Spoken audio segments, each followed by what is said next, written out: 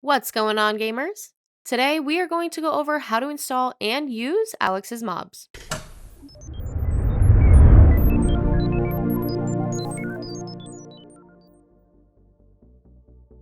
Before we get started, don't forget to like, subscribe, and click that notification bell to stay up to date on all future videos. Vanilla Minecraft is a staple in the gaming community, and for good reason, since there's so much to do. Whether you decide to mine or craft, you're bound to run into multiple types of mobs. Now, if you're a mod enthusiast, then here's a mod that will add to your mob experience. Alex's Mobs adds not only many types of passive mobs, but dangerous ones that will attack you on sight. Coming in with 80 different mobs, this mod will surely add a whole new layer of fun to your Minecraft world.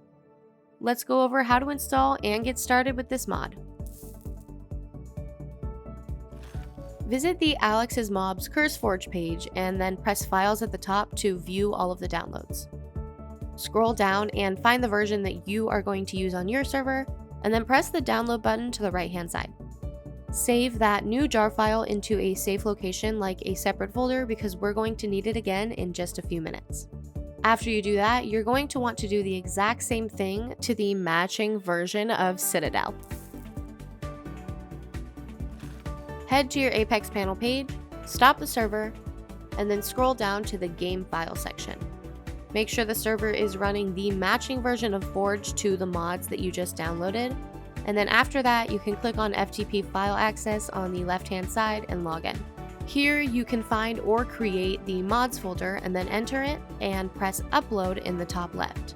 On the next page, you're going to want to drag and drop the mod files from earlier into upload.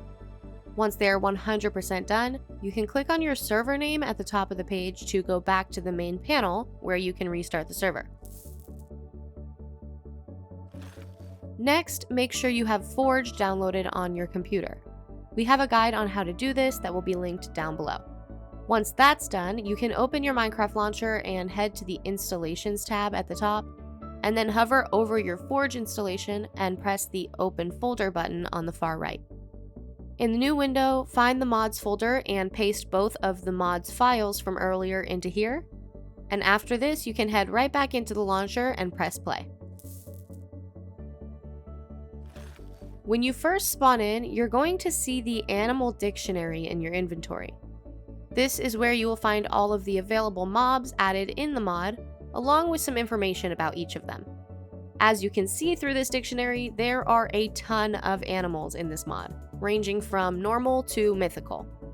Let's go over some of the animals that you might come across in this world, starting with the cachalot whale. This neutral whale lives in the ocean and is often found hunting squid. During thunderstorms, cachalot whales will sometimes beach themselves and need a player's help. If they do that and the whale is rescued, they might be rewarded with ambergris, which can be sold to fishermen villagers for emeralds or to craft an echolocator. The seagull. These pesky birds are normally found on beaches in the world. These guys are not afraid to get close, and they will steal food not only in your hands, but in your hotbar. Elephants are giant mammals that roam around in great herds, and there are a couple different versions of them. Babies and non-tusked elephants are going to be able to be tamed, giving you a chance to ride on them or add a chest. On the other hand, tusked elephants are significantly stronger and feature a charge attack. Definitely do not try to ride these ones. The grizzly bear. These large omnivores are mainly found in forest biomes with a cub or two close behind. Make sure to keep your distance because they do become hostile when they're approached. That being said, if a grizzly bear has recently eaten honey, it will actually be safe to approach them, allowing you to potentially tame it with some salmon. The comb jelly is a simplistic creature that is found in frozen oceans at night, where it's pretty easy to see with its bright colors. This is one of my favorites, because after slaying this creature, you might get some rainbow jelly, which can be used on other mobs or even yourself to add a flashing rainbow pattern. And finally, the sunbird. This majestic crane is found soaring above the tallest mountains, and it's completely passive. If you do manage to reach it, you will receive a blessing that improves flight and will allow you to float up and down. But if you attack it, you will be cursed to fall swiftly to your demise. If you get an error when joining the server, this is caused by a missing mod or by having mismatched versions. Check to make sure you have the mods installed on both the client and the server, and make sure you're running the same version of the mod for Forge. If the game is throwing an error when starting up on the server or the client, this is probably because of a missing mod dependency. Alex's mobs requires Citadel to work, so make sure the matching mod version is installed on both the client and the server. Well, that covers the basics on what this mod has to offer. Alex's Mobs has much more to explore in-game that we didn't even mention here, so why not get it installed ASAP and go find out all this mod has in store. That's all for this one, gamers. As always, I hope you have lots of fun.